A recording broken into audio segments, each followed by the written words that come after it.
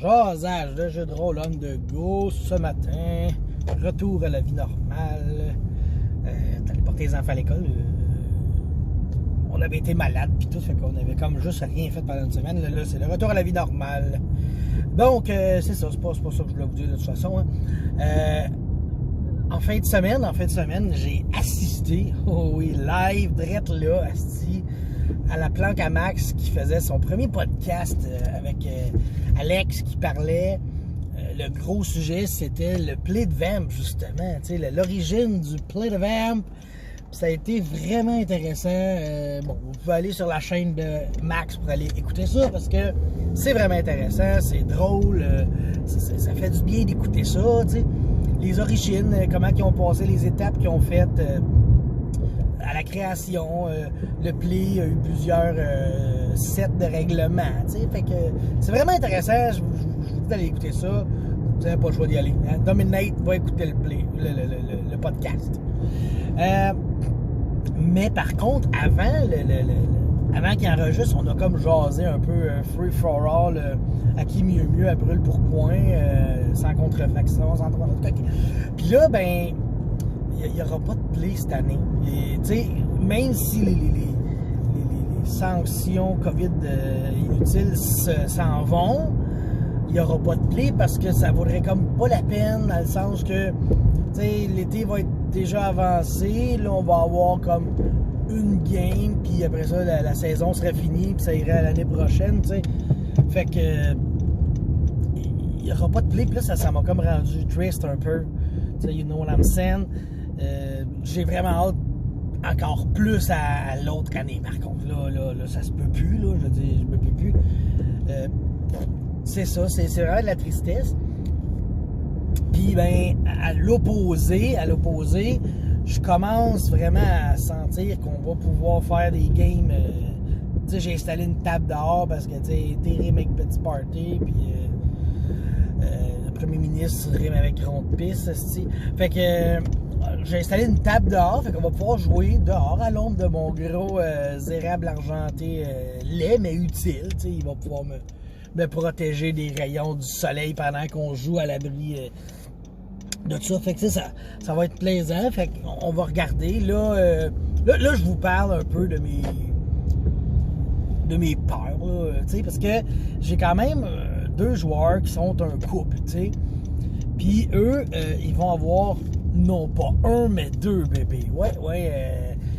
Jess est enceinte de jumeaux, ok? C'est une de mes joueuses.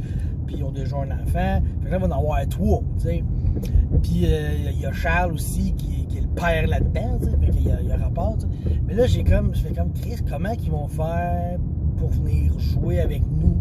Là, je me dis, Chris, j'ai comme un peu peur que ça soit vraiment compliqué pour eux, tu sais. J'ai pas le goût de les perdre comme joueur.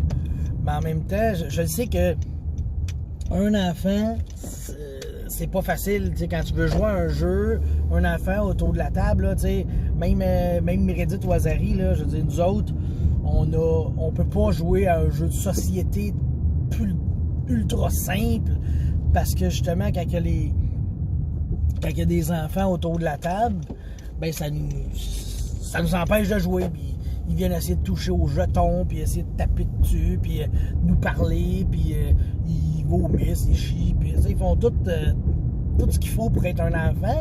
Un enfant, par définition, ça veut pas que tu aies de plaisir. Ah non, c'est pas ça.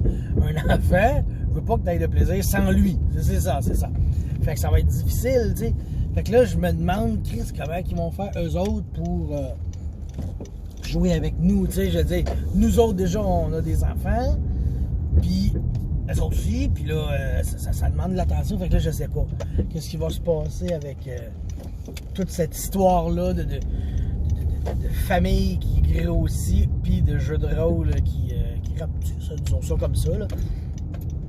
Fait que, en fait, c'est dur à dire, comme je pourrais lui dire, ben c'est sûr qu'on va en parler, là, Charles Pugis, là, je l'envoie comme ça, direct sur une vidéo comme ça, mais tu sais, on va en parler, mais je veux dire, je vois pas, personnellement, je vois pas vraiment de solution simple. T'sais, à court terme, là, je veux dire, un bébé naissant, c'est de l'énergie, c'est du temps. Là, ils vont en avoir 2. C'est 2 fois plus d'énergie, 2 fois plus de temps, tu sais. Fait que, plus, oui, il y a les 2 parents, mais tu sais, je veux dire, tu sais, mettons, là, quand on a un bébé, il y en a un des 2 qui s'en occupe, mais là, t'en as 2, aussi. Fait que là, tu peux pas te prendre avec tes 2 bébés, mais là, je parle plus ou moins de jeu de rôle, là, je vois que je parle plus de situation, mais en même temps, regarde, c'est ça, la réalité des jeux de rôle. C'est difficile de faire des games, puis plus qu'on vieillit, plus qu'on a de responsabilités, plus c'est difficile de trouver des moments de qualité pour faire des parties de jeux de rôle, tu sais. Fait que c'est pas mal ça. Je fais part de mes inquiétudes, de mes déceptions ce matin, parce que c'est ça, là. La vie est une déception remplie d'inquiétudes. Mais des fois, il y a des belles affaires qui se passent. Je veux dire, 2 bébés, c'est génial, là, c'est super le fun. Mais à court terme, ça complique des choses. Puis à long terme, ça va faire 2 joueurs de plus pour jouer à Vampire. Puis probablement que ces jumeaux, jumelles, tout, ils vont pouvoir faire des Blood Brothers puis être encore meilleurs. T'sais.